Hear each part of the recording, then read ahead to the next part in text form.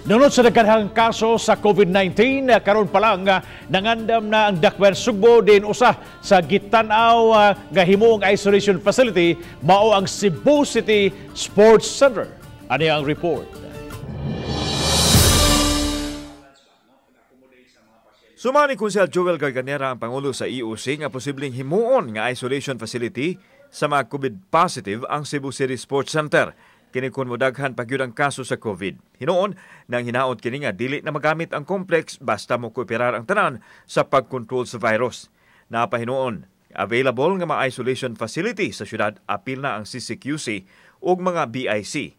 Samtang supak si Garganera nga mopatuman na usab og lockdown ang syudad tungod kay dili na makaya ug wa na usay pundo ang gobyerno.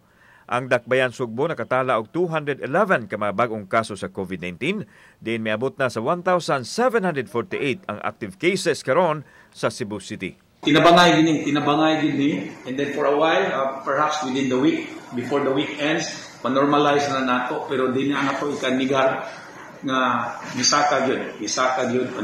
Kauban si John Solon, ako si Alan Domingo. Balitang Bisdak.